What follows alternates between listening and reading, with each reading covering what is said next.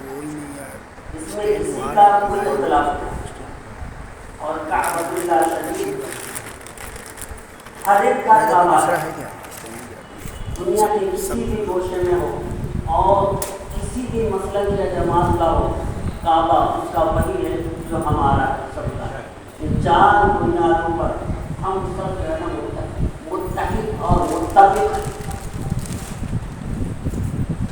अब ये देखते हुए कि आज के माहौल में, हिंदुस्तानी तनाजुर में और पूरे आलम में हम मुसलमानों के साथ, मुसलमानों का कोई नाम और कोई जमात नहीं, हम मुसलमानों के साथ इस तरह का माहौल तैयार किया जा रहा है, इस तरह से हम मुसलमानों को ख़त्म करने की कोशिश की जा रही है, हमारे अंदर इख्तिलाफ में तकवे पैदा करने की कोशिश की जा रही है।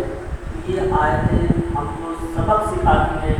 ये तो सारे इख्तिलाफात, ये तो नेचर और कुदरती चीज़ है, इन सब के साथ साथ मुत्तहिद होना ये उलमा का काम है। ये उलमा खौफ खुदा रखें। आलिम वही है, कुरान ने क्या बताया, आलिम वही है इसके अंदर खशियत इलाही, इन्नमा यख्शल्लाह मिन इबादिहिल उलमा।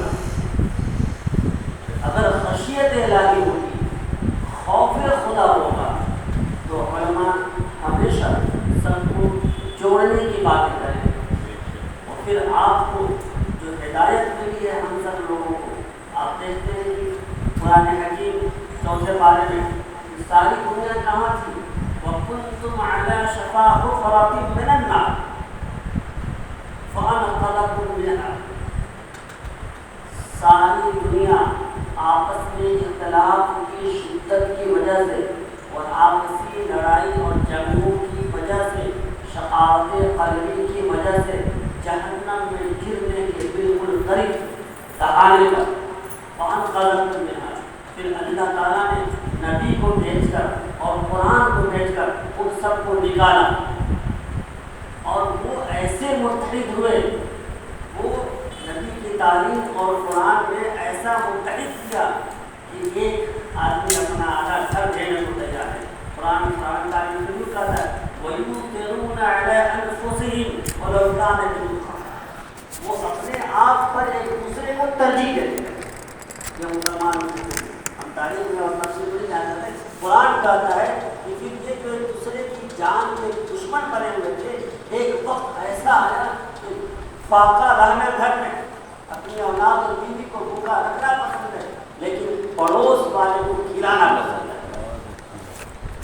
कुरान भी कहता है वयुसिरूना अला। और फिर ये बरकत हुई, जब ये इत्तेहाद की बरकत हुई तो आप देखते हैं कि कितनी ताकत हुई। और फिर उसके बाद मुसलमानों को जो गलबा हुआ, फिर आप देखते कोई तारीख आप पढ़ते जाएंगे तो उलमा का ये काम है कि हम लोग, क्योंकि हमारे अंदर बहुत सारी खराबियाँ हैं, मैं खुद भी उलमा की लाइन में फेरिस्त में हूँ, कि हमारे अंदर भी ज़बरदस्त जो है ना कमियाँ हैं। देखिए हज़रत ईसा अलैहिस्सलाम, अब ये है हज़रत ईसा अलैहिस्सलाम का मसला, और किसी को ना मानना और ना माने, लेकिन तफसीर इब्न कसीर की सूरह इब्राहिम और दीगर जगहों पर ये चीज़ मौजूद है।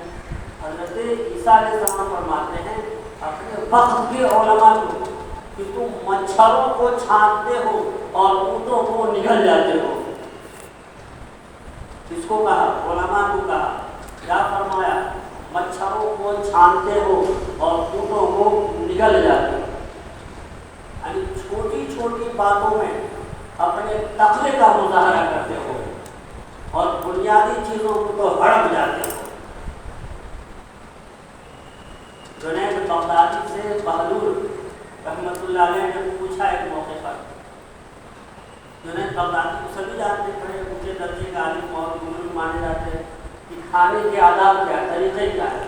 उन्होंने बताया हाथ धोना, बिस्मिल्लाह पढ़ना, दाहिने हाथ से खाना, सरखान बिछाना, अल्हम्दुलिल्लाह कहना, खाने के बाद कहा अरे जुनैद ये सब चीज़ें तो छोटे बच्चों को रटाई जाती है, तुम बहैसियत आलिम दीन और बुजुर्ग के नाम से तुम्हारी बड़ी शोहरत है, तुमको भी खाने के आदाब नहीं मालूम है।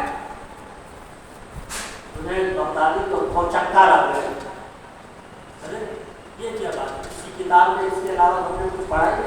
यही है खाने के आदाब।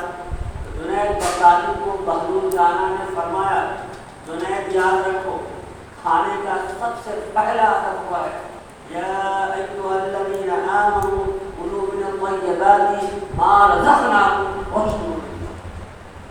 पहला अदब ये है कि जो तुम खाना खाया चाहते हो ये मालूम करने की कोशिश करो हलाल तरीके से आया या हराम तरीके से आया। ये बुनियादी चीज, हलाल खोर बन रहे हो या हराम खोर बन रहे हो। ये तुम बता रहे हो बिस्मिल्लाह पढ़ना, दाहिना हाथ से धोना और दस्तरखान पर बैठना और इस तरह, ये तो बच्चों को रटा बनवाया जाता है। तो हमारे अंदर यही चीज़ है, हमारे अंदर यही चीज़ है। हज़रत मूसा अलैहिस्सलाम की बात देखिए, तफसीर इब्न कसीर के हवाले से सूरह इब्राहीम सारी बातें चल रही हैं। मूसा अलैहिस्सलाम फरमाते हैं तुम लोग देखने में दरवेश हो, मूसा अलैहिस्सलाम का मकबूला, तुम लोग उलमा को कहा जा रहा है, दूसरों को नहीं। मैं खुद अपने आप को उलमा से ही बातें हो रही है। तुम लोग देखने में दरवेश हो और तुम्हारे दिल भेड़ियों जैसे, सिर्फ अपना फायदा देते हैं, अपनी अभी सब में स्टेटस देखते हैं, हर एक स्टेटस देखता है, मैं कितना बोलना सकता हूँ। हज के मौके पर बुखारी शरीफ की हदीस है, सारी बातें दलील के साथ हो रही है, आप लोग सब चेक कर सकते हैं। बुखारी शरीफ में हज़रत अब्दुल्लाह इब्न उमर रज़ियल्लाहु अन्हु तवाफ़ ज़ियारत करने के बाद बैठे हैं और एक शख्स आया और से सुनिए, और कहता है कि एहराम की हालत में मच्छर को मारना कैसा है, जायज़ है या नाजायज़ है। हज़रत अब्दुल्लाह इब्न उमर रज़ियल्लाहु अन्हु फरमाते हैं, ऐ शख्स तो इराक़ से आया है क्या? जी हाँ। गुफा की तरफ से आया क्या? जी हाँ। करबला की तरफ से आया क्या? जी हाँ। ये इतना कहना था कि कहते हैं हज़रत अब्दुल्लाह इब्न उमर रज़ियल्लाहु ताला अन्हु, ऐ शख्स तुम लोगों ने तो नवाज़े रसूल को कत्ल किया, उस वक्त ये नहीं पूछा कि इंसान को कत्ल करना, नवाज़े रसूल को कत्ल करना कैसा है। आज तुम ये पूछते हो कि मच्छर का मारना कैसा है। तो ये सब चीज़ें ऐसी हैं कि हम सब लोगों को ये आयतें हमको तालीम दे रही हैं कि हमें आपस के अंदर आपसी इत्तेहाद के जरिए से ताकत और कुव्वत पैदा करनी है। इसके क्या असबाब होंगे? हमें सीरत नबी पढ़ना है और अगर सीरतें पढ़नी है, जब पढ़े बगैर जो है ना हम आगे नहीं बढ़ सकते। दुनिया भर की हम किताब पढ़ते हैं लेकिन इस तरह की किताबें हम नहीं पढ़ते हैं। तो अल्लाह ताला हम सब लोगों को तौफीक दे। और जो कुछ बातें थी लेकिन वक्त का तकाज़ा ये कि बात ख़त्म की जाए, ये आयत लेकिन आप भी ज़रूर पढ़ें कि किस तरह से इख्तिलाफ़ों में जो है अल्लाह ताला ने बरकत भी रखी है, ताकत भी रखी है। ज़ौक़ का एक शेर था, चमन में इख्तिलाफ़ रंग व बू से बात बनती है, चमन में इख्तिलाफ़ रंग व बू से बात बनती है, है ज़ौक़ इस जहाँ को है ज़ैक़ इख्तिलाफ़ से। तो इख्तिलाफ़ के बावजूद हम सब मुत्तहिद रहें, ये हमारी बहुत बड़ी ताकत है और हमें ताकत बनाने की ज़रूरत है। ताकत बनाने के लिए रसूल पाक सल्लल्लाहु अलैहि वसल्लम ने दो चीज़ों का कोई इख्तियार किया था। उसकी सबसे बड़ी मिसाल यह है कि हिजरत के मौके पर रसूल पाक ने मादी असबाब की भरपूर तैयार किए। अब्दुल्लाह बिन उरैक़त जैसे शख्स को जो काफिर था, उसको दलील राह के तौर पर रहनुमाई के लिए उसको अपनाया था। मक्का से मदीना शिमाल की तरफ है, मक्का से मदीना शिमाल की तरफ है, लेकिन आपने उस पहाड़ को छुपने के लिए अख्तियार किया था जो जनूब की तरफ उल्टा। खाने पीने का और रास्ते का और सवारी का मादी असबाब सारे के सारे मुहैया किए, फिर तवक्कुल अल्लाह किया। तो आज भी हमें कुव्वत और ताकत के लिए, बेदारी के लिए दोनों चीज़ों की सख्त तरीन ज़रूरत है। बिलखुसूस उलमा की जिम्मेदारी होती है कि सारे खुलाफात के बावजूद, इख्तिलाफात के बावजूद, परेशानियों के बावजूद हम अपने नौजवानों को, बड़ों को, बूढ़ों को कैसे तस्बीह के दाने की तरह सबको परो कर रखें। वाह दावाना अल्हम्दुलिल्लाह।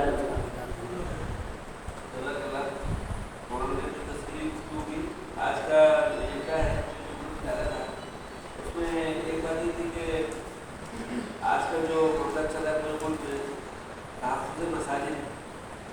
में मसाजिद कैसे हो, इस तरह से एक करके मस्जिदों को टारगेट किया जा रहा है, इस पर गौर और फौर।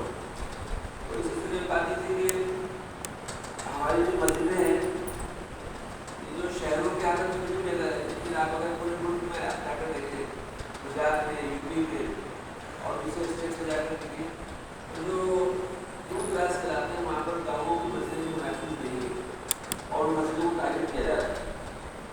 लेकिन हम अगर इतनी बड़ी बात नहीं करें तो इसका मीडिया उनके हद तक हमारी कोशिश ये भी होनी चाहिए कि एक तरफ तो मस्जिद नमाज़ों से भरे, दूसरी तरफ मस्जिदों के पेपर वर्क ठीक होना चाहिए।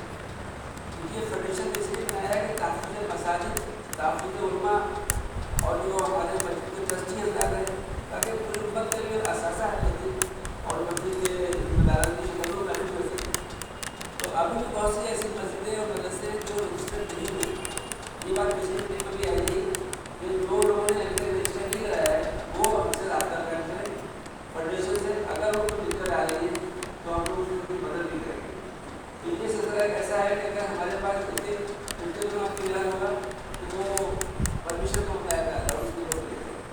लेकिन अब ये हो रहा है कि जो मंत्री का रजिस्टर नहीं है, हो सकता है 7 साल के बाद आपके साथ रजिस्टर करो, उस वक्त रजिस्टर नहीं होगा।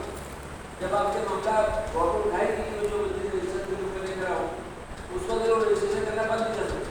लेकिन अभी मस्जिदें रजिस्टर हो रही है हमारी, तो हमारा मकसद ये था कि हम लोग पहले मकसद में पेपर को होकर करा रहे।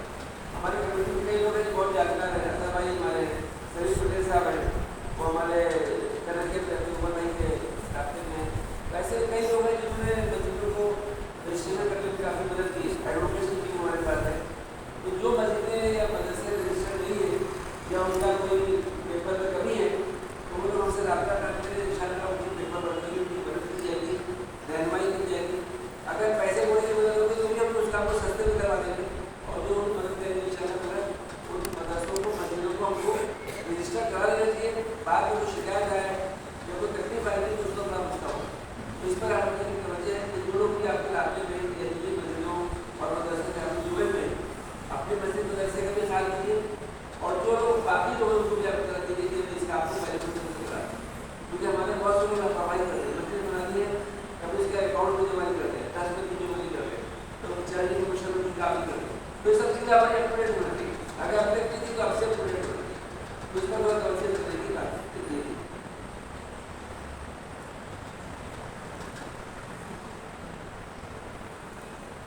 दूसरा पॉइंट कि आजकल पूरे माशरे में जो खराबी हो रही है, हमारे मुस्लिम यूथ जो लड़कियाँ हैं उनमें ज़्यादातर जो है बेदीनी पाई जा रही है और मुसलमान नौजवानों का बात करिए कई जगह पर रिपोर्ट आई कि लोग गाली हो रहे थे, लोगों ने बदतमीजी की तरह वहाँ के इमाम मस्जिद ने आके नहीं सवाल क्यों कर रहे हैं और इमाम ने डाटा में तो लोगों ने आके कहा वहाँ के मिट्टी के लोगों ने कहा हमारे बच्चे बस्ती नहीं करेंगे तो अपनी मिट्टी को कहाँ करेंगे।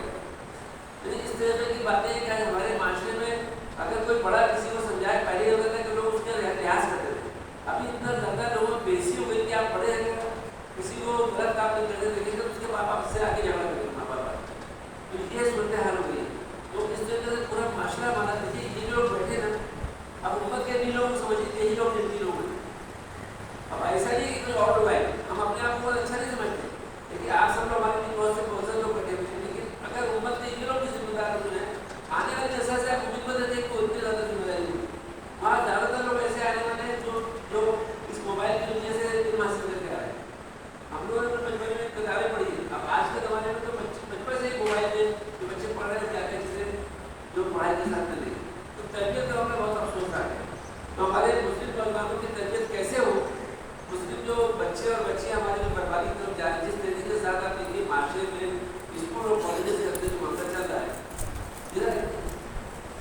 स्कूल और कॉलेज का जो मामला चल रहा है उसमें भी लड़के से बर्बाद हो रहे हैं। तो ऐसी सूरत में अगर हमारा मुस्तकबिल जो है नौजवानों का बर्बाद हो जाएगा तो कैसे, तो इस पर तो मशवरा चाहिए था। तीसरा ये था कि मुसलमानों की इकोनॉमी को कैसे बेहतर बनाया जाए, इस पर कुछ काम करना है। इस सिलसिले में 2-3 बातें हमारे घर में आप लोग अपना मशवरा लीजिएगा कि जैसे किसी भी इलाके में जो लोग बेरोजगार हैं, परेशान लोग हैं इकोनॉमिकली, तो उस सिलसिले में ये कि वो लोग आके अपनी मस्जिद के इमाम साहब से रब्ता कायम करें, अपने नाम और रजिस्टर करें। कमेटी के लोग से वो नंबर ले लेंगे, किसको कारोबार करना है, किसको नौकरी में मांगना है। अगर हमारे लोग हमारी मस्जिदों के साथ जुड़ जाते हैं, लोग परेशान होकर इधर भागते हैं। अगर हमारे हर मस्जिद में अगर ऐसे गुजरात क्षेत्र बन जाए जहाँ पर लोगों को कारोबारी रहनुमाई की जाए, बिजनेस में रहनुमाई की जाए, और अगर परेशान आ रहे हैं तो अपने नाम पते दिखाने चले भाई मैं फला समय का कारपेंटर काम कर रहा हूँ, मुझे काम ही नहीं, परेशान लोग बने, आप नाम 10 में चलेगा या कोई काम। तो हमारे मस्जिद के इमाम से रब्ता करकर उन लोगों की इकोनॉमिकल कंडीशन बेहतर करने के लिए इस स्कीम की कश्मीरी है। और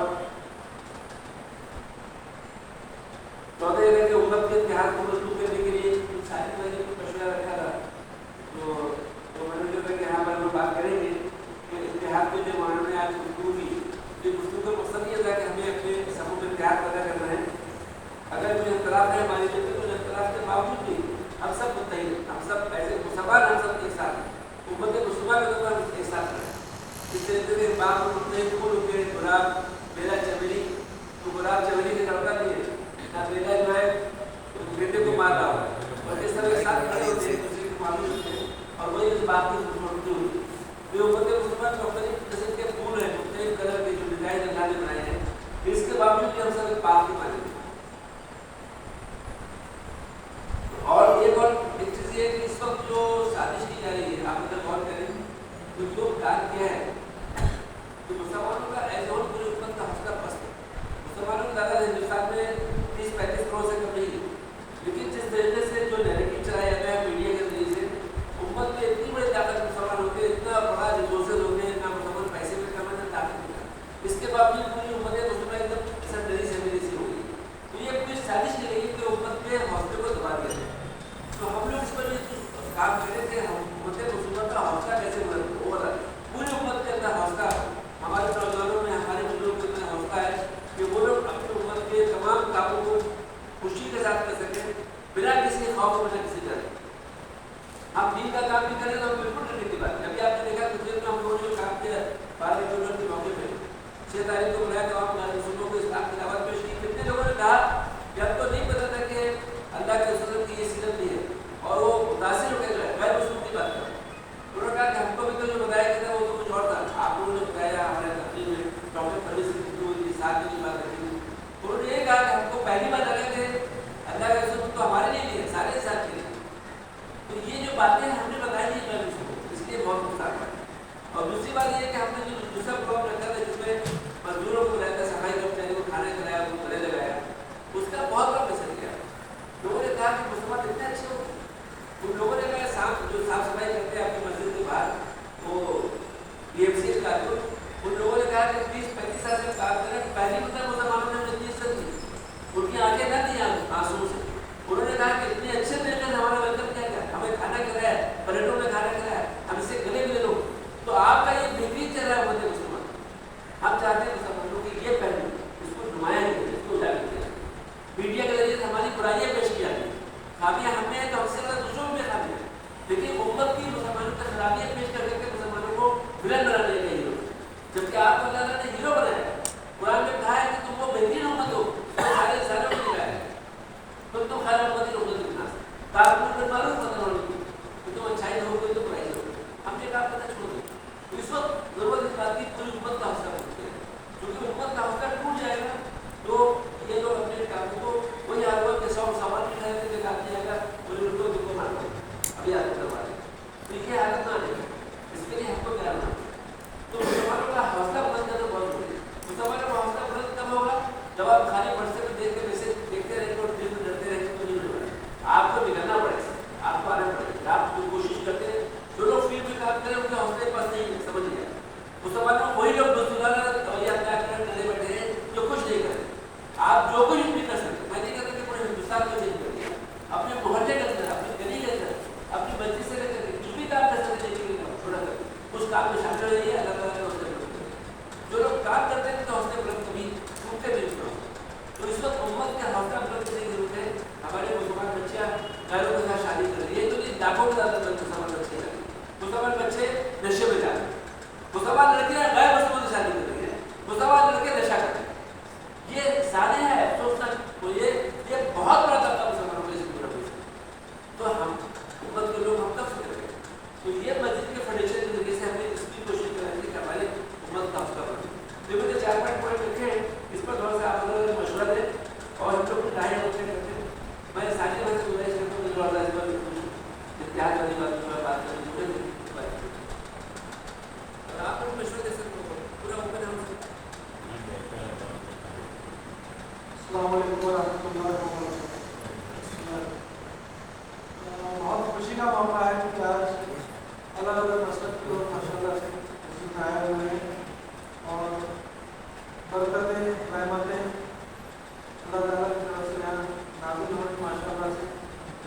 आप लोग काफ़ी दूर दूर से रहमतें उठाकर आए हैं, सुबह से लगे हुए हैं, कुछ लोग सो भी जाते होंगे, आज सोए नहीं हैं, उनका बहुत बहुत शुक्रिया। दो तीन बातें करना है, इसलिए है कि हमारे आपस में खूब डाली जाती है। इसमें बहुत अफसोस के साथ कहना पड़ता है कि कुछ उलमा भी शामिल हो जाते हैं और जो लोग हैं तो वो जाहिल नहीं है, लोगों में बेदारी, लोगों में समझ नहीं होती। तो बड़े बुजुर्ग बताते हैं भाई ये यूँ है यूँ है यूँ है। आज मैं थोड़ा खुल के बात करूँगा। मसला नहीं है कि जैसे कि बात फैलाई जा चुकी है कि शियों के यहाँ 40 पारे का कुरान होता है, कुरान मजीद जो है 40 पारे का है। तो ऐसा कुछ भी नहीं है, हमारे यहाँ कुरान मजीद रखा हुआ है, आप लोग जाकर देख सकते हैं। और वही 30 पारे का कुरान मजीद अब्दुल्ला साहब ने बताया कि भाई 4 चीज़ों पे इत्तेहाद है, तो कुरान मजीद उसमें से एक है। तो ऐसा कुछ भी नहीं है कि 40 पारे का है या 25 पारे का है। जो कुरान मजीद आपके यहाँ है वही कुरान मजीद हमारे यहाँ है। और सबसे बड़ी बात है कि हमारे यहाँ तो प्रिंटिंग प्रेस भी नहीं है। आपके यहाँ जो कुरान छपा हुआ हमारे यहाँ यूज होता है, हमारा पर्सनल में प्रिंटिंग प्रेस नहीं है। आपके यहाँ जो कुरान छपा है वही हमारे यहाँ यूज होता है। इससे बढ़ के इत्तेहाद क्या हो सकता है? तफरके का बीज बोया जाता है, धीरे से उसको डाला जाता है और फिर उसको पानी भी लोग देते हैं और उसको बर्बाद भी करते हैं। बहुत धीरे से काम होता है, आपस में लड़ाने का, कूद डालने का। आज आप समझ लो कि हम कहते हैं कोई RSS है, फलाना है, ढिमाका है, ये पॉलिटिकल पार्टी, वो पॉलिटिकल पार्टी, लेकिन ये सब झूठ है। ये बीज हमारे अंदर है, आपके अंदर, मेरे अंदर। मैं अपने आप को इम्प्रूव करता हूँ, हमारे आवाम के अंदर है। तो हमें मेहनत करना होगा तो ये चीज़ें दूर हो, और वो चीज़ें आसानी से दूर नहीं होंगी। हमारे यहाँ में कुछ लोग हैं जो कहते हैं बिल्कुल मिलने की ज़रूरत नहीं है। मैं खुल के बात कर रहा हूँ, खुल के बात कर रहा हूँ। बिल्कुल मिलने की ज़रूरत नहीं है, उनकी शक्ल भी मत देखो, उनके करीब भी मत जाओ। और आप यहाँ भी ऐसे ही लोग कहते हैं भाई वहाँ आप जाइए मत, बिल्कुल दूर रहिए उनसे। वहाँ तो 40 पारे का कुरान है, उसमें तो बहुत सारी बातें हैं भाई रसूल को मतलब हज़रत अली को रसूल मानते हो, मानते हो, क्या मतलब बहुत सारी बातें हैं जो मैं यहाँ बहुत बड़ी हो जाए। ज़रूरत इस बात की है कि हम अपने आप को सही करें और अपने आवाम को भी सही करें, ये मैसेज वहाँ तक भी पहुँचाएं। सिर्फ ऊपर ऊपर अगर हम मैसेज अपने आप में सर्कुलेट कर लें तो भी काफ़ी है। पहली स्टेज है कि हम अपने आप को सही करें, सेकेंड स्टेज ये है कि ये मैसेज आवाम तक पहुँचाएं, और फिर थर्ड स्टेज ये है कि हम शारा-ए-आम पर आए, रास्ते पे आए, एक होकर। अभी एक होकर नहीं आ पाए, मुश्किल है। इसके लिए 2-3 चीज़ें करना होगी। एक, जैसे मेरा सोचना था, जैसे मीटिंग होती है तो फजर की नमाज हम लोग एक साथ पढ़ें, जिस दिन भी मीटिंग हो, जैसे 1 तारीख को होती है, जैसे अगली मीटिंग किसी भी मस्जिद में हो, मस्जिद हो, तो वहाँ हम सब लोग फजर में पहुँच जाए और एक साथ नमाज करें और उसके फौरन बाद मीटिंग हो जाए। उसमें एक दिक्कत ये आती है, कोई इमाम साहब है वो अपनी मस्जिद में, एक दिन की बात है, किसी सबॉर्डिनेट को अपॉइंट कर सकते हैं, किसी मौजूद को अपॉइंट कर सकते हैं, आज आप नमाज पढ़ा लीजिएगा, इसको अपॉइंट, ये लेकिन होना बहुत ज़रूरी है। धीरे धीरे अगर हम इस तरह से काम करेंगे तो ये मैसेज लोगों तक जाएगा। अभी मैसेज लोगों तक नहीं पहुँच रहा है, अभी मैसेज खास लोगों में, आवाज़ में, ये मैसेज आवाम में भी पहुँचना चाहिए। तो अगर मैं समझता हूँ कि यार संडे या कोई ऐसा दिन हो, जुमे के दिन हो, तो भाई हम लोग ग्रुप बना लें छोटा सा, तो हम आपके यहाँ आ जाएँ, किसी जुमे को आप हमारे यहाँ आ जाएँ, तो ये मैसेज जाएगा कि भाई देखिए सब लोग आ रहे हैं, सब इत्तेहाद हो गए और मतलब लोग यूनाइट हो गए, सारा काम करना चाहते हैं। एक तो चीज़ होती है। कुरान मजीद के सिलसिले से पिछले हफ्ते डॉक्टर रजनी साहब ने काफ़ी मेहनत की थी और इसी सिलसिले से हम लोग ये मेहनत कर रहे हैं कि हमने प्रोजेक्ट लॉन्च नहीं किया है कि कुरान मजीद हमने जो इलेक्ट्रिकल कॉपीज बनाई है। और मस्जिद में क्या होता है कि कोई भी इंसान आता है और उसके पास 5-7 मिनट 10 मिनट होता ही है, तो वो या तो यूँ ही मतलब राजू में आके खर्च करता है या यूँ ही बैठा भी रहता है, सब वो बैठे रहते हैं मस्जिद में, उसको सुकून मिलता है। तो उस टाइम को हम यहाँ भी यूटिलाइज कर सकते हैं। किसी के पास अगर 1 से 1.5 मिनट है तो ये 1 पेज पढ़ सकता है। इस तरह से हमने दो एम्बुलेंस टाइप बनाए हैं, 2 बॉक्सेस बनाए हुए हैं, बनाने का प्रोग्राम है। एक है पढ़ा हुआ, एक है बगैर पढ़ा हुआ। बगैर पढ़े हुए से आदमी आया, उसका 2 मिनट है, उसने एक पेज दिया तो रुकू में एंड हो रहा है, तो बीच में नहीं एंड हो रहा है, इसको स्पेशल डिजाइनिंग करेगा। इसमें भैया जो बगैर पढ़ा होगा उसमें 3 पेज निकाला, 2 पेज निकाला उसने और पढ़ा उसको पढ़े हुए में रख दिया, बगैर पढ़े हुए से निकाला, पढ़े हुए में रख दिया। इस तरह से क्या होगा कि जो कुरान मजीद से हमारे लोग दूर हो रहे हैं और आके मस्जिदों में टाइम पास भी करते हैं, वो टाइम भी यूटिलाइज होगा सही चीज़ों में। और कुछ नहीं तो महीने भर में एक कुरान तो खत्म होगा मस्जिद में, जो इस वक्त नहीं हो रहा है। आदमी घबरा जाता है कि अरे अब इस पारा कैसे पढ़ेंगे, एक पारा पूरा आधा घंटा लगेगा, जो स्लो पढ़ने वाले मेरे जैसे तो पूरा 1 घंटा लग जाएगा। ठीक है, तो अगर एक पेज के अंदर एक आदमी पढ़ेगा तो इंशाल्लाह महीने भर में या धीरे धीरे 15 दिन में कुरान मजीद में खत्म होगा। तो इस तरह से हम कुरान मजीद के करीब हो जाएंगे। और भी बहुत सारी बातें हैं,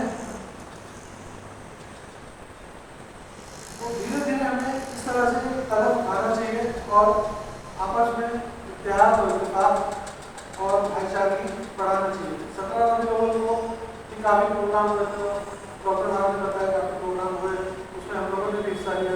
हमारी मस्जिद भी इस फेडरेशन का हिस्सा है और अल्हम्दुलिल्लाह बहुत बढ़ चढ़ के हम लोग हमारे मौलाना साहब भी माशाल्लाह करीब काफ़ी मीटिंगों में जाते हैं। मैं गुजारिश करूँगा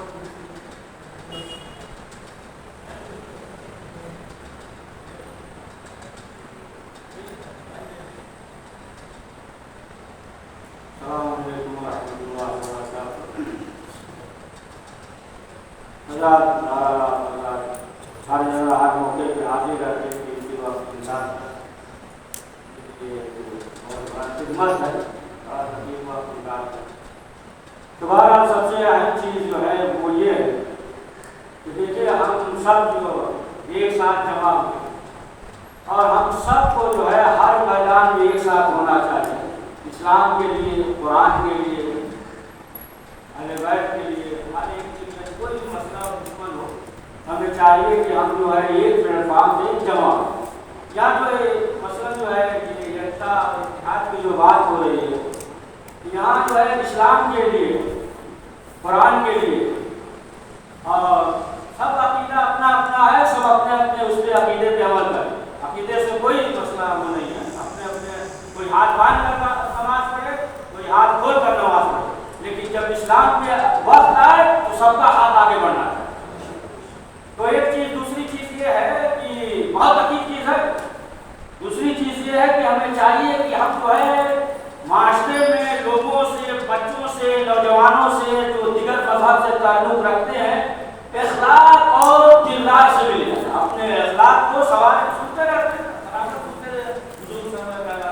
हमारा जो है इखलाक ऐसा हो, ऐसा इखलाक ना हो। वरना आप देखें कि जो फकीर रोड पे बैठते हैं उनसे बेहतरीन इखलाक किसका हो, बेहतरीन इखलाक होता है कि नहीं उनका भी, मांगने वाला का भी एक इखलाक तो बेहतरीन इखलाक। तो जाहिर सी बात है कि हमारा इखलाक और किरदार जब ऐसा हो जाए तो खुद लोग जो है करीब आएंगे। लेकिन इस तरीके से अगर इखलाक हो, बहुत अजीब वाक़या सुना दी ईरान में जो पहले नक्शे वगैरह इस तरीके से रहते थे, जैसे है ना ये पहलवी और ये बादशाह सब दूसरे इसी तरीके से। तो उस दौर में, उस जमाने में ये था कि कुछ अफराद थे जो कान काट लेते थे, सुनिए बहुत अजीब वाक़या, कान काट लेते थे, लेकिन ये था कान काट लेते थे लेकिन दर्द नहीं होता। तो जो बादशाह था उसने भी सुना कि गोश्त गोश्त है, कान है, कैसे कान काट लेते हैं ये सब, जो दर्द नहीं होता। कहा कि ठीक है, किसी को बुलाओ और थोड़ा मालूम करे कैसे कान काटते हैं कि दर्द नहीं होता। तो एक बूढ़े को पकड़ के लाए, तो बादशाह ने कहा भाई हमें तो बताओ किसी का कान काट के देखे कैसे कान काटते हो कि दर्द नहीं होता गोश्त पे। तो कहा कि अरे सरकार जाने दीजिए, अब हम बूढ़े हो गए, काम छोड़ दिया है। कहा नहीं, फिर भी कहा वो सब सामान वगैरह था सब खत्म हो गया, नहीं बाज दिया, छोड़ दिया। कहा नहीं काट कर दिखाओ। कहा सामान आना पड़ेगा उधार वगैरह।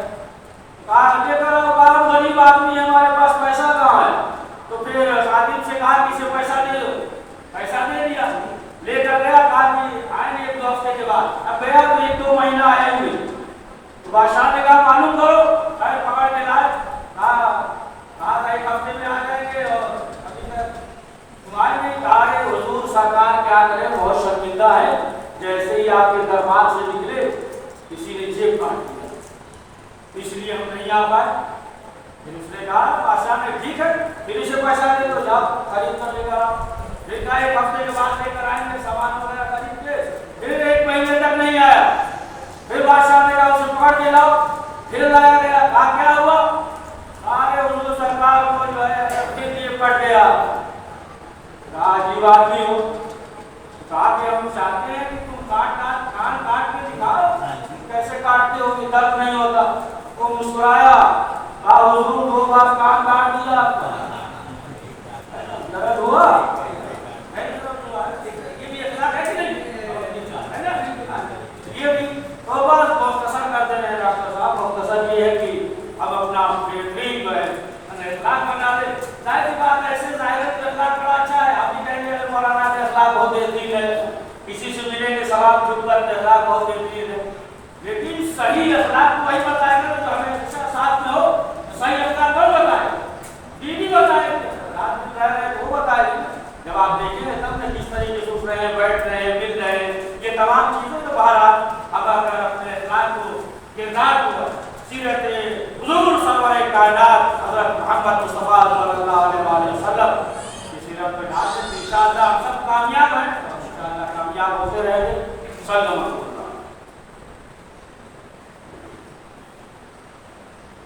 नारे तकबीर, नारे रिसालत, नारे हैदरी।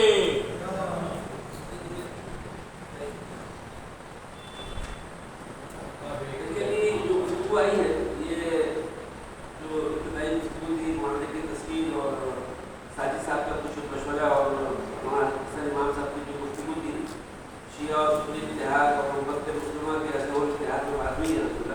हम लोग आगे बढ़ते हैं, जो हमारा एजेंडा था आज का, इसमें मेन बात ये थी कि हम लोग मस्जिदों का रजिस्ट्रेशन बाबत में से जिन मस्जिदों का रजिस्ट्रेशन या मदरसे का रजिस्ट्रेशन नहीं हुआ है, हम लोग उससे रब्ता कायम करें और वो लोगों से भी कहा जाए कि आप लोग अपनी जो मस्जिदें हैं, कम से कम ये मैसेज हमारी मस्जिद फाउंडेशन की तरफ से सभी लोगों को जाना चाहिए, सभी ग्रुप में जहाँ मस्जिद अगर हमारे इलाके में नहीं किए हैं तो जो लोग जहाँ भी हैं वो अपनी मस्जिद को रजिस्टर करवा दें, ताकि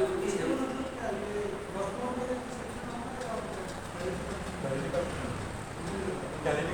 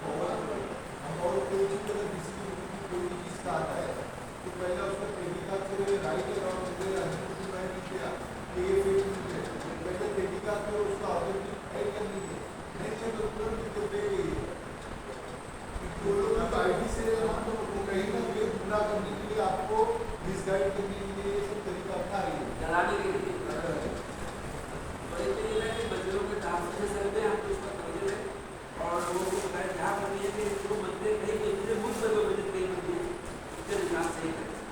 और दूसरी बात ये कि मंदिरों के तहफ़्फ़ुज़ से अपने नौजवानों को का तहफ़्फ़ुज़ बहुत ज़रूरी है।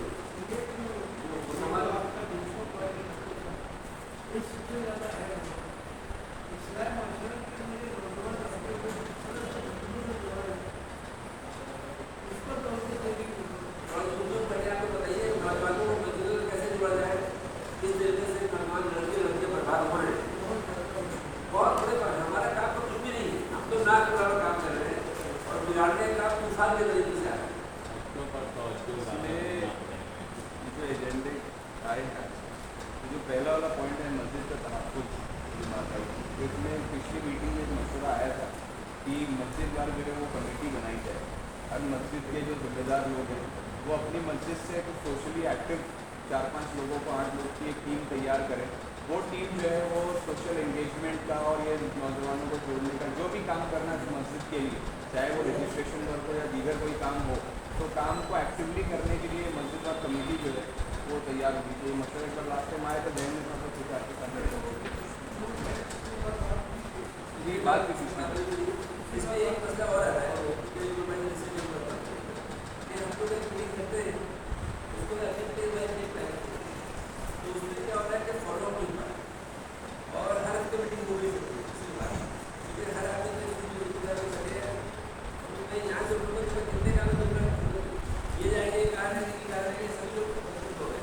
तो मेरी राय है जब लोग का मशवरा करता हो कि जो भी आपका लोग सेक्रेटरी हो मैं बना ये रुकावट किसी कार्य को बनाए देखिए 50 से 100 लोग फंक्शन में जिम्मेदार हैं वो महीने में एक बार और बैठना चाहिए। जिन्हें 1 तारीख को मीटिंग होती है ऐसे ही 15 तारीख से 10 तारीख या 15 तारीख को कुछ 8-10 लोग बैठे और जो चीज़ें तय हुई है उसको लागू करानी होगी। तो ये बड़ी मीटिंग तो क्या हो जाए लेकिन उसका एग्जीक्यूशन के लिए चाहे नौजवानों को बुलाए चाहे युवा को बुलाए बैठे पेपर पर आने दावत दी लेकिन हमारे ऑफिस दिया गया फिर क्या हम लोग कर सकते हैं पूरा इसकी बात की 15 दिन में एक बार महीने के अंदर एक बार जरा 1 तारीख में 15 तारीख क्या करनी है तय कर दिया तो भाई ये कंपनी की ये कार्टस आती है जो उसको फॉलो हो गया लेकिन 50 से 8 कोई जिम्मेदार हो गए नहीं बात नहीं है और भाई ये हो रहा है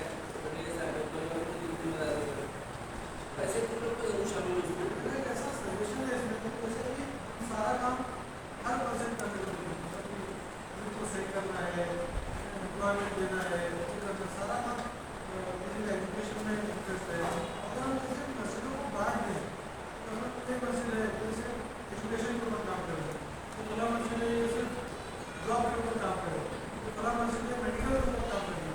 तो इस तरह से क्या होगा हम एक दूसरे से जैसे मुझे मेडिकल का काम है मैं एक दूसरा मेडिकल काम नहीं है एजुकेशन का काम है तो हम मुफ्ती साहब मैं एजुकेशन का काम नहीं हमारा काम करें तो इस तरह से इतिहास भी बनेगा और बोझ भी ज़्यादा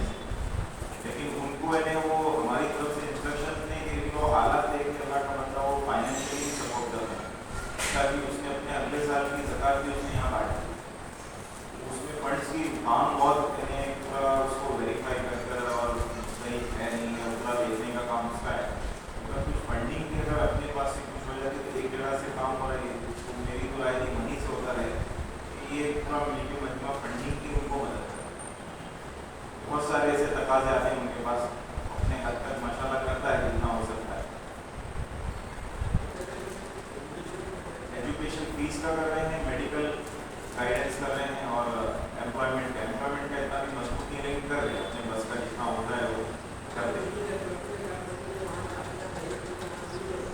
हाँ, तो ऐसे ही उनके साथ बैठ कर अपने 2-4 जिम्मेदार होकर महीने में 15 दिन में उनसे थोड़ा सा हवा लेते हैं, क्या काम चल रहा है उन पर नजर रखते हैं। तो काम इतने वेरिफिकेशन काम सब नहीं जा सकते, वो कर रहे हैं बेचारा, अंदर जाके वेरीफाई नहीं कर रहा है सरकार का मुझे ये नहीं है और क्या इसके हालात और सब तहकीक करके फिर उसके हिसाब से सपोर्ट कर रहा है। 5 लोगों की महीने की उसमें मेडिसिन भी बांध रखी है, हमारी मस्जिद से आके माना मेडिसिन भी ले जाए। उसमें जैसा अगर फंडिंग अगर हम जो है ना उसके पास अवेलेबल करा दें तो बहुत बड़ा काम हमारा वहाँ से चल रहा है, उसको और आगे बढ़ा सकते हैं। और राशन का जो हम कर रहे हैं, जो आपने कहा वो मुस्तही, वो लेवा और ऐसे जो किलो पॉवर्टी लेवल ऐसे लोगों की लिस्ट हमारी हर मस्जिद में होनी चाहिए।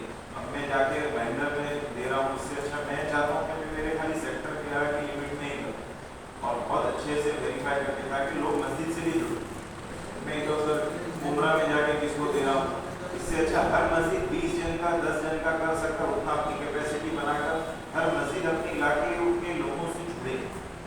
इससे क्या होगा, हम जुड़ेंगे, लोग भी आएंगे, तो उनको दिखेगा कि भाई मस्जिद हमारा सपोर्ट कर रही है, उनके बच्चे भी और खुद भी मस्जिदों में नमाज के जरिए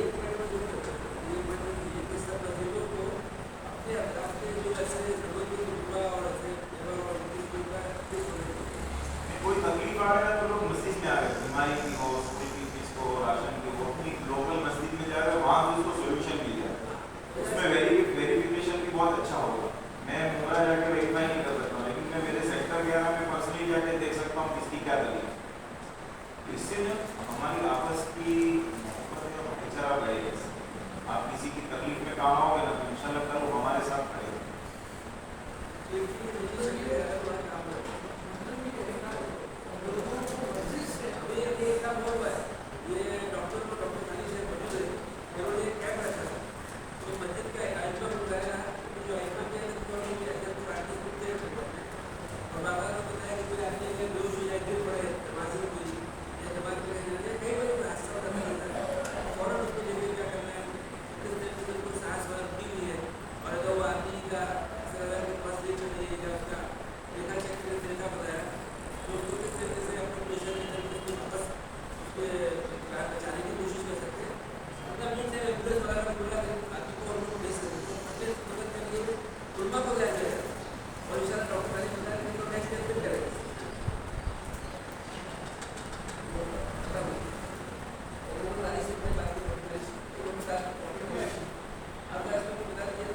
हम लोगों ने CPR का वर्कशॉप किया था, कार्डियोपल्मोनरी रिससिटेशन का, इसमें doctor Imran, doctor मोस्टर emergency medicine अपने पास सरमाया है, कम से कम 80-90 डिस्ट्रिक्ट डॉक्टर्स हैं यहाँ बिहार के पास। सर्टिफिकेट भी माशाल्लाह 15-20 हैं, स्पेशलिस्ट भी हैं और 90 तक तो फैमिली फिजिशियन भी हैं, उनका इस्तेमाल कर सकते हैं ये सब लोग नॉर्मल पे। तो इसमें कि CPR का वर्कशॉप किया, उन्होंने सिखाया और ये वर्कशॉप हर मस्जिद में होनी चाहिए ताकि अगर मस्जिद में कोई कोलैप्स हो गया, नमाजी गिर गया, लोड हो गया, अटैक आया, फेलियर में गया, अरेस्ट आया, तो इमाम को, आमी को आप जो जिम्मेदारी हैं उनको मालूम होना चाहिए एटलीस्ट कि वो कैसे रिवाइव किया जाए ताकि हॉस्पिटल ना पहुँच जाए। लेकिन ये हुआ।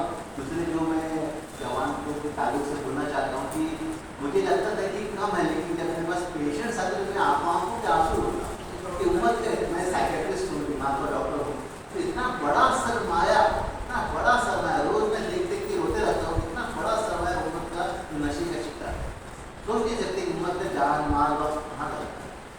बूढ़ा बाप, हैंडीकैप बाप, पैरालाइज बाप जवान बेटे को लेके आता है कि देखो इसको नशे का शिकार हो गया, जो सहारा तो भी छीन लिया, ये हाल है। और घरों के मसाइल इतने हो रहे हैं, घरों में जो आपसी इत्तेफाकियाँ इतनी हैं, मर्द आता है तो नशे का शिकार और औरत आती है तो घरेलू परेशानियों का शिकार, कि हर उम्मत का फर्द इतना परेशान है। तो ये जो बेदारी करने को मस्जिद के जरिए होना चाहिए। अभी हर संडे को हम लोग न्यायालय पुलिस चौकी में 3 से 5 फ्री ऑफ कॉस्ट दवा, फ्री ऑफ कॉस्ट काउंसलिंग करते हैं। हर मस्जिद में जैसे लिस्ट बनाते हैं हम लोग कि भाई ये साथी हैं, ये जिम्मेदार है, वैसे लिस्ट बनाए कि कौन घर में कौन बच्चा डिस्टर्ब है, कौन बच्चा बच्चा परेशान है पढ़ाई के एतबार से, उसको थोड़ा सा एक मदद हम देंगे, चाहे उसको कैंप पे लाएं हम अपनी तरफ से, या फिर उसको थोड़ा बेदारी के तौर से हम कुछ इमदाद करें, तो फिर बचपन से वो फिर हमारा अपना बन जाए। अब तो मस्जिदों में कोचिंग इंस्टीट्यूट चल रहे हैं बहुत सारी जगहों पे, जहाँ पे IAS का कोचिंग हो रहा है, मेडिकल कोचिंग हो रहा है, वहाँ से जो बच्चे बनेंगे वो फिर जितने और मस्जिदों को तासुर में लगे रहे। तो मस्जिदों को मरकज बना के हमको मेन मसला है एजुकेशन और हेल्थ और इन्वायरमेंट, तीनों का मरकज बनाया। हर एरिया एक मस्जिद को चुन लें, इसको हर एरिया के लोगों का मरकज बनाए, उस तरह से करेंगे शायद तो लोग मस्जिद से भी जुड़ेंगे, फिर हम लोगों तक पहुँच भी पाएंगे। अस्सलाम वालेकुम। जैसे भी आप लोगों को दो चीज़ के ऊपर डिस्कस करने के लिए इनवाइट किया हूँ। एक तो अभी ये अपना क्या CM का जो ये निकला है आरोग्य सेवा। आरोग्य सेवा के अंदर अगर हम सभासद बनते हैं तो आपको कहाँ पे डॉक्टर मतलब दूसरे हॉस्पिटल में क्या क्या चीज़ अवेलेबल है, वहाँ पे आपको फैसिलिटी क्या क्या वो डिटेल्स रहेगा, बेड अवेलेबल है, मेडिसिन अवेलेबल है, कहाँ कहाँ पे भी लोग क्या होते हैं। बहुत से लोगों को मालूम नहीं कि मेरे इलाज यहाँ पे अपना क्या बोलते हैं हॉस्पिटल के पास हो जाएगा, और वो लोग क्या करते हैं पैसे के चक्कर में क्या करते हैं, लोग गुमराह करते थे, वहाँ चले जाओ वहाँ चले जाओ। लेकिन अगर हम लोग उसको गाइडेंस करने वाले मिल जाएंगे ना तो वो फ्री में सेवा हो जाएगी। तो ये आरोग्य का जो लोग का ये CM का जो संस्था बना है, मतलब ऐसे ये ग्रुप बना हुआ है, उसके अंदर अपने लोग के अंदर किसी को रजिस्टर करना चाहिए और वहाँ से वो सब चीज़ अपडेट आता है कि ये चीज़ के लिए यहाँ पे हो रहा है, ये चीज़ के लिए यहाँ पे हो रहा है, वो सब काउंसलिंग के लिए पूरा हो जाता है। जैसे अभी डॉक्टर साहब करेंगे यहाँ पे हमको हॉस्पिटल्स के अंदर जो भी जितने भी महानगर पालिका का हॉस्पिटल्स के अंदर हम लोग को विजिट करना चाहिए, चीज़ के लिए विजिट करेंगे तो वहाँ पे वो जो लोगों को फैसिलिटी दी जाएगी, बहुत सी चीज़ आप भी जानते क्या हालत है, लेकिन उस चीज़ को लोगों की क्यों तकलीफ आ रही है। आज हम लोगों ने रिसेंटली एक अपडेट चालू किया था, मैं आसिफ भाई ने hospital visit government hospital visit करना चालू किए, वहाँ पे जाके पूछे आपको क्या तकलीफ आ रही है, तो डॉक्टर लोग छुपाने की कोशिश कर रहे हैं, गुमराह करने की कोशिश कर रहे हैं। तो ट्रीटमेंट में हमने तो बेड अवेलेबल नहीं है, क्यों बेड अवेलेबल नहीं है बताइए, बेड तो है आपके पास, अवेलेबल नहीं, वो नहीं है नर्स, मतलब उनकी नर्स को डॉक्टरों का कोटा सब है, लेकिन क्या है डॉक्टर टाइम पे नहीं है, नर्स टाइम पे नहीं है, तो ये सब चीज़ के बहाने के लिए बेड अवेलेबल है। आप प्राइवेट वालों का ऑलरेडी सेटअप है, प्राइवेट हॉस्पिटल से वहाँ पे चले जाओ, यहाँ पे चले जाओ, ऐसे जो गरीब तबके के लोग हैं उनको ट्रबल हो जा रहा है। तो इसके लिए मेरा कहने का मतलब है इतना बड़ा अगर अल्लाह ने फेडरेशन बनाया है तो हम लोग को एक एक दिन 2-2 4-4 दिन हॉस्पिटल में विजिट करना चाहिए और विजिट करके वहाँ पे देखना चाहिए तो क्या तकलीफ है। हम फेडरेशन के माध्यम से कमिश्नर को लेटर देंगे कि हम जितने भी आपके हॉस्पिटल से हम फेडरेशन के माध्यम से विजिट करेंगे, इसके लिए हमको परमिशन दिया जाएगा, कोई रोक टोक ना, उसके बाद इंक्वायरी करेंगे क्या तकलीफ हो रही क्या नहीं हो रही है, एक NGO के माध्यम से हम कर सकते हैं। और दूसरी इम्पोर्टेंट भी अभी फ्राइडे के दिन DP लॉन्च हुआ है, मीरा भाईंदर महानगर पालिका का DP लॉन्च हुआ है। उस DP के अंदर बहुत सी चीज ना, जैसे हमने मांगनी किए थे बाइकर रेस्ट में कब्रिस्तान का इशू, तो कब्रिस्तान का इशू उसके अंदर DP में डाला ही नहीं है, और हमको कमिश्नर ने आश्वासन दिया था, हमारे लेटर में दिया था। हम लोग आसिफ भाई हम करस्पॉन्डेंस इसके ऑलरेडी 6-8-10 साल से हम लोग इसके पीछे करस्पॉन्डेंस कर रहे थे। तो मैं यही आप लोगों को कहूँगा, इसके अंदर DP के अंदर ऐसा कर दिया गया है कि कोई बिल्डिंगों के अंदर ना ऊपर से रोड बना दिया गया है। ये आज DP फाइनल होने के 2-3 महीने का और मौका है इसके ऊपर ऑब्जेक्शन और सजेशन लेने के लिए। एक बार DP फाइनल हो गई, जो बीच में DP रोड के ऊपर बिल्डिंग आई है वो बिल्डिंग डेड हो जाएगी, ये याद रखो। तो इसीलिए मैं आप लोगों के अपने अपने एरिया के अंदर ये चीज़ को अपना DP लेके उसके ऊपर सजेशन करो कि ये जो ऑलरेडी बिल्डिंग प्लान पास थी इसके ऊपर तुमने DP कैसा बनाया है, जो ऑलरेडी DP है या तो उसको थोड़ा एनलार्जमेंट करो या दूसरा प्रोविजन, लेकिन हमारे बिल्डिंग के ऊपर नहीं। ऐसी ही बहुत सी जगह पे ऐसा सिचुएशन किया है कि पूरी लाइन से बिल्डिंग है, उसके ऊपर DP मार के दे दिया उन्होंने। अब वो DP मार के दिया, वो आने वाले वक्त में DP फाइनल होगी, 3 महीने के बाद सुझाव गलत हो जाएगा, तो उसके बाद वो फाइनल होगा। तो जिसकी रोड की मीटिंग है वो रोड की मीटिंग है, वो रोड पे चल जाएगी, फिर उनका प्रोविजन कुछ नहीं होगा, तो हम घर से बेघर हो जाएंगे। ये याद रखो। तो DP के ऊपर हमको अभी जो DP है 56 या 57 पेजेस का पूरा मिला बाइकर का, तो उसके अंदर अपने अपने एरिया के ऊपर डिस्कस करो कि ये रोड में आ रहे हैं, ये कहाँ पे क्या चीज़ कम पड़ रही है। जैसे बहुत से प्लेग्राउंड है, ग्राउंड है, या कोई चीज़ की हमको चाहिए, वो सब चीज़ के ऊपर उन्होंने काट छाट मार दिया है। तो उसके ऊपर हम सुझाव डालेंगे कि भाई हमको यहाँ प्लेग्राउंड चाहिए, हमको ये सब चीज़ चाहिए। तो वो सब चीज़ अपने अपने एरिया के अंदर उसके ऊपर डिस्कशन करो और डिस्कशन करके उसके ऊपर क्लियर करो। क्योंकि अभी ये कलेक्टर ऑफिस में हम लोग कल या परसों जाने वाले सुझाव देने के लिए, और दूसरी बात कब्रिस्तान का जो इशू व्हीकल वेस्ट का था, उसके लिए नहीं अगर एक हफ्ते में लोगों ने हमको कुछ लेकर करस्पॉन्डेंस नहीं दिया तो हम बांग्लादेश ग्राउंड के अंदर भूख हड़ताल पे बैठने वाले हैं लोग सब लोग। क्योंकि ये कब्रिस्तान का बहुत 8-9 साल से मांगनी हमको हर कमिश्नर ने आश्वासन दिया था और सबने हमको रिटर्न लिख के दिया आप लोग के बारे में। याद करके प्रताप सरनाइक का बाइंदर ईस्ट में कब्रिस्तान अलॉटेड था। प्रताप सरनाइक ने हमारे पास रिकॉर्डिंग है, प्रताप सरनाइक ने उसको अलॉटमेंट को उसको बोला होल्ड करो और उसको कब्रिस्तान मत दो, लेकिन वो वायरल नहीं कर सकते।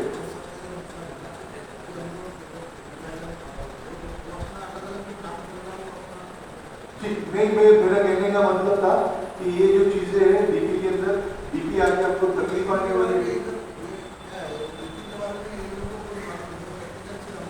नहीं, लेकिन अपने लोगों को जानना चाहिए।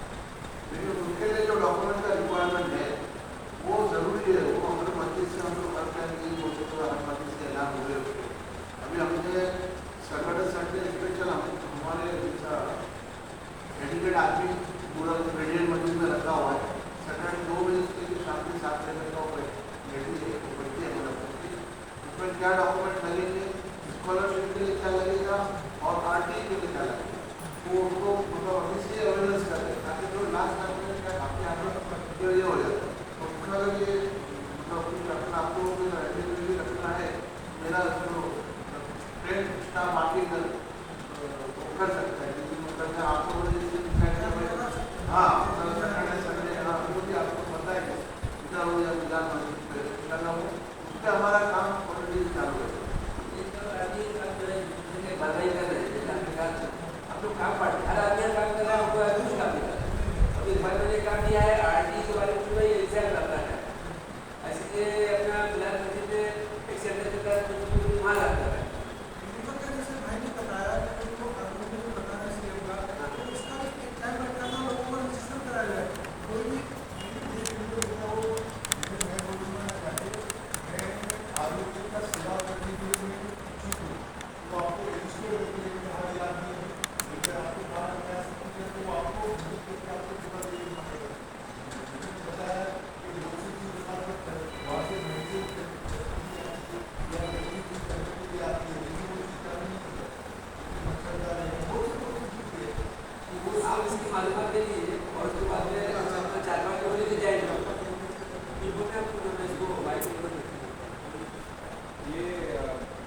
जो बात ये आई थी कि मस्जिद का जो नहीं बात रखी, हमारा मकसद ये था कि जो KFI के काम हैं मस्जिदों से, ताकि लोग मस्जिदों से जुड़े। तो इसके लिए कि जो भी ज़राए हैं काम करने के, चाहे वो एजुकेशन हो चाहे मेडिकल हो, वो तमाम मस्जिदों से किसी न किसी फॉर्म में हो ताकि लोग कनेक्ट हो। तो उसके लिए फेज़ 1 में कुछ पायलट, फेज़ 1 में कुछ मस्जिदें सेलेक्ट कर ली जाए, जहाँ पर ऑलरेडी जैसे बिलाल मस्जिद है, सना मस्जिद है और अपनी मस्जिद क्लास है, उमर मस्जिद है। हाँ, तो ऐसे सारी मस्जिदों में एक साथ तो काम शुरू नहीं हो पाए, लेकिन हम लोग एग्जीक्यूशन के लिए 8-10 मस्जिदें भले 15 तारीख की मीटिंग में तय करेंगे और उसके ऊपर फिर वहाँ पे कैसे कमेटी बनाना है, काम करना है, जिसका रोल मॉडल बाकी लोग रेप्लिकेट कर सकते हैं। एक चीज़ तो ये होगी। दूसरा जैसा कि जो बात आई थी कि लड़कों को, नौजवानों को कैसे जोड़ा जाए मस्जिद से, और ये जो ड्रग्स का मसला आ रहा है, इख्तिलाफ का मसला आ रहा है, एक चीज़ ये इसमें कि मस्जिदों में अभी हम लोगों ने जैसे करियर काउंसलिंग कई मस्जिदों में किया, कई मस्जिदों के ट्रस्टियों के साथ बात हुई, तो मस्जिदों में गंगा कॉम्प्लेक्स की मस्जिद में उस टाइम पे बोर्ड भी लगा था कि भाई यहाँ पे दुनिया की कोई बात नहीं होगी और खराब आदरा किसी भी हवाले से कोई बात नहीं होगी। लेकिन जब लोगों ने ये काम को देखा, फेडरेशन के हवाले से हम लोगों ने प्राथमिक रखा और जब करियर काउंसलिंग का जब सेक्शन हुआ, उनको इतना अच्छा लगा। बोले कि पहले करियर काउंसलिंग में बच्चे कम, पहले बुजुर्ग लोग ज़्यादा बैठे थे देखने के लिए किस टाइप का प्रोग्राम है। प्रोग्राम के बाद उनका फीडबैक ये था कि घर घर पर्चा बांटना चाहिए ऐसे प्रोग्राम का। तो वो मस्जिदों के अंदर अगर हम लोग नौजवानों के लिए प्रोग्राम ऑर्गेनाइज करेंगे, चाहे वो करियर काउंसलिंग का हो, चाहे कोई कंपटीशन हो, अभी नीट JEE की तैयारी कर रहे हैं बच्चे, उसका हमने एक मॉक एग्जाम रख दिया कि जो क्वालिफाई करेगा, टॉप करेगा, उसको हम लोग कुछ ये 10 मस्जिदों में सेंटर में हो रहा था। कोई भी ऐसी एक्टिविटी जो नौजवानों के लिए रेलिवेंट हो वो करेंगे तो नौजवान मस्जिद के करीब आएंगे। उनको खाली दर्स के लिए बुलाएंगे या नमाज के लिए तो शायद वो नहीं सुन पाते, तो उनके लेवल पे जाके उनको करेक्ट करना पड़ेगा। इसमें साथ ही साथ जैसे कि जो मस्जिद फेडरेशन के हवाले से जो इसका एक फोरम बनाया गया फेडरेशन के अंदर में, तो अलग अलग ग्राउंड पे हर महीने ये अपडेट आया भी है। अल्हम्दुलिल्लाह अभी भी वो सिलसिला मुसलसल चल रहा है। हर संडे फजर की नमाज के बाद बच्चों को स्पोर्ट्स, फुटबॉल, क्रिकेट सबकी कोचिंग दी जा रही है, नाश्ता कराया जा रहा है फ्री में। अल्हम्दुलिल्लाह फेडरेशन के कई लोग उसमें अपडेटेड भी हैं, पार्टी भी ये संडे मौलाना अब्दुल्ला भी वहाँ पर राउंड पे उन्होंने भी देखा इवेंट को। तो अल्हम्दुलिल्लाह कई नौजवान अलग अलग जगहों से आ रहे हैं, ग्राउंड पे प्रैक्टिस भी हो रही है, तरबियत भी हो रही है और बहुत ही 10 मिनट में एकदम बुनियादी बातें उनके सामने रखी जाती है। जैसे सबको सलाम करना चाहिए, इसकी मीनिंग क्या है, वालिदैन की इज़्ज़त करनी चाहिए, इज्जत करनी चाहिए, ज़बान नरम होनी चाहिए हमारी, मतलब इस तरह की बुनियादी बातें रखी जाती हैं। तो हम लोग यही मस्जिदों में रिक्वेस्ट करते हैं कि हर मस्जिद जैसे 10 सेंटर में जो भी मस्जिद बनती है वो मस्जिद ये अनाउंस करे कि भाई मस्जिद की तरफ से इंतजाम हो। यूथ फेडरेशन खाली उसको मैनेज कर रहा है, मस्जिदों से अनाउंसमेंट ये होना चाहिए कि हम मस्जिद की तरफ से हमारे बच्चों के लिए अपने इंतजाम किया हुआ है, आप लोग फजर बाद वहाँ से जुड़ो, हमारे तरफ से आपको नाश्ता भी मिलेगा, ताकि लोगों को लगे कि हमारी मस्जिद ने हमारे लिए इतना अच्छा इंतजाम किया। तो नौजवानों को कलेक्ट करने के लिए चाहे वो जो भी इशूज़ हो, कंटेम्प्रेरी इशूज़ के ऊपर फील्ड का एक स्पोर्ट्स की एक्टिविटी भी हो रही है और एजुकेशन के हवाले से, एम्प्लॉयमेंट के हवाले से मस्जिद के अंदर हम लोग को उससे प्रोग्राम ऑर्गेनाइज करना है। और एक लास्ट बात ये थी इसमें कि जो फंड्स के लिए जो भी काम आ रहे हैं इसके लिए मैंने पहले भी मशवरा दिया था। कई लोग ऑर्गेनाइजेशनल लेवल पे, NGO लेवल पे भी मदद करते हैं, बैतुल माल का भी निज़ाम हो सकता है इसके ऊपर बने आगे चलकर, और कई मस्जिदों से मदद की जाती है। मसला ये है कि फाइनेंशियल रिसोर्सेज भी हमारे पास लिमिटेड है। आज 10 करोड़ भी लेके खड़े होंगे एक दिन में तो पूरा बढ़ के खत्म हो जाएगा, लेने वाले इतने लोग। उसमें प्रॉब्लम ये आती है कि बहुत सारे लोग ऐसे हैं जो जानते हैं कि भाई ये देने वाले लोग हैं, तो इधर से भी ले लो, उधर से भी ले लो। इसका फ़ायदा बहुत लोग उठाते हैं और वो बड़े प्रोफेशनल और ऑर्गेनाइज्ड हैं इन चीज़ों में। तो उसका मेरे जहन में मशवरा ये था और इसके लिए हम लोग तैयार भी है, हमारे अब्दुल मन्नान और भी हमारे टीम के लोग हैं जो डेवलपर भी हैं, कि एक प्लेटफॉर्म हम बनाएं। उस प्लेटफॉर्म में जैसे यहाँ पे मस्जिद में कोई आया, आपने किसी की मदद करी, तो आपने उसका नाम डेट के आज की डेट में डाल के भाई ये कॉन्टेक्ट में मैंने ये अमाउंट देके मदद किया है। हर मस्जिद या NGO में जहाँ पे भी काम हो रहा है वो खाली वो अपडेट कर दे, वो 10 नाम हमने डाल दिए कि आज उनकी हमने मदद करी। अब आपके पास कोई आ रहा है तो आपने उसका मोबाइल नंबर पूछा या आपने उसका नाम पूछा, सिस्टम में खाली आप नाम टाइप करेंगे तो लास्ट उसकी मदद कब कहाँ से की गई है वो आपको इन्फॉर्मेशन दी जाएगी। तो रिडंडेंट ऑफ रिसोर्सेज जो वेस्ट हो रही है हमारी, उसको वो सिर्फ पर्पज उसका टैली करने का है कि एक जन को 10,000 की मदद कल की गई है एजुकेशन फीस के लिए, और दूसरी जगह से भी 10,000 वसूल कर रहे हैं। मतलब कुछ हद तक तो कम से कम कंट्रोल करने, आधार कार्ड की UID लगा सकते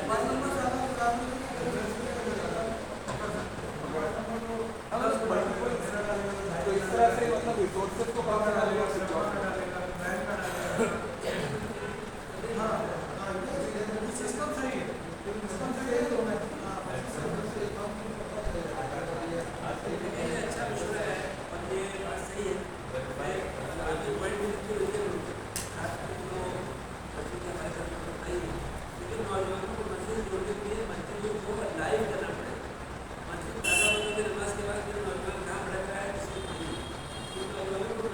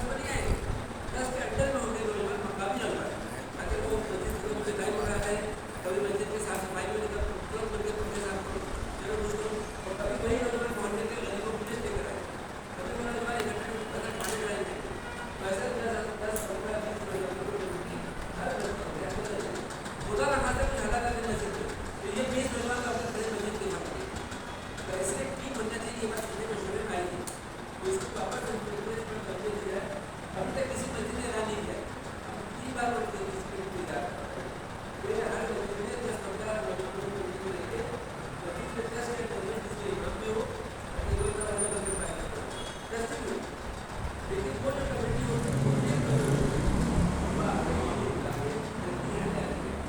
ऐसे बात बहुत लोग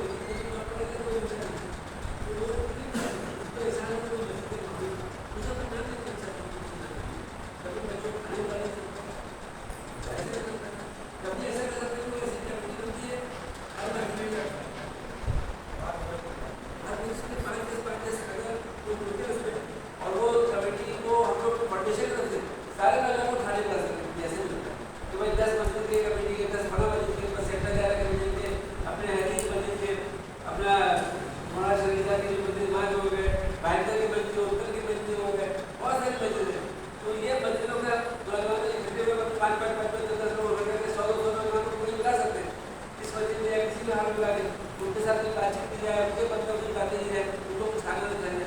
तो इस तरीके से हमारे नौजवान जो बर्बाद हो रहे हैं वो भी उठेंगे और उनको ये चीज़ का होता है एक आम आदमी को आप एहसास करेंगे तो भी बहुत आगे हो तो वो इंसान ना वो अपने आप को पूरा उसका काला टाइट करता है। एक आम लड़के को लेकर तो मस्जिद की कमेटी जो बनाई हमने ये जो मस्जिद कमेटी को जो आपको नाम उसका दे दो यूथ कमेटी बनाई है मस्जिद के लिए आपने बनाई है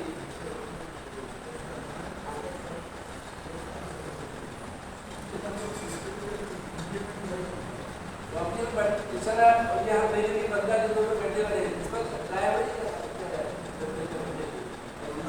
क्योंकि 1 तारीख की जो मीटिंग होती है ना वो 1 तारीख की मीटिंग का जो बेस आइडिया है जो साजिद भाई बोल रहे थे कि ये ऐसा हो कि आवाम में ये मैसेज जाए कि तमाम मसलब के मस्जिदों के जिम्मेदार लोग जमा हो रहे हैं किसी मस्जिद में और उस 1 तारीख की मीटिंग में क्या काम हुआ उसका अपडेट जाए और किसी से कोई मसले हैं किसी मस्जिद या किसी के वो सुन लिए जाए और एग्जीक्यूशन जो है उसके ऊपर अमल जो है वो 15 तारीख के इसमें बैठ के अमली जामा उसको पहना है।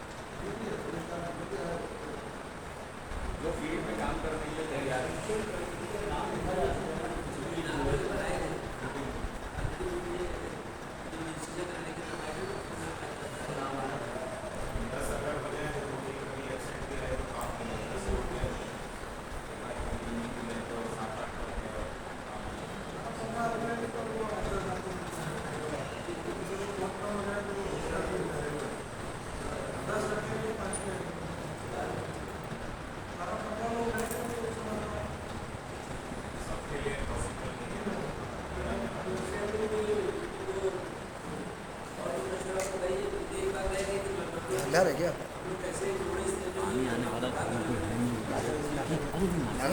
मैं लौट कर मीटिंग अभी चलेगी ना, मैं लौट कर नहीं, खत्म हो जाएगी। ले जाओ।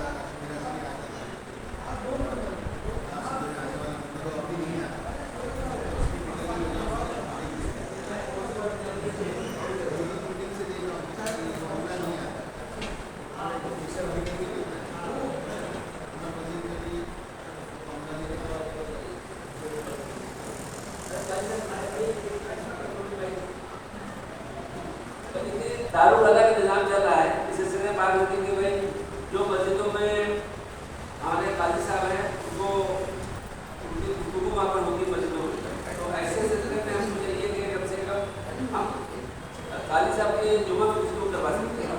तो इस सिलसिले में आप हमसे आता बैठ करें, मौलाना अब्दुल्ला साहब को कॉन्टेक्ट कर रहे हैं। आप अगर से गुजारिश है कि हमको भी काजी साहब का इसमें जुमा में लिखवा सकते हैं।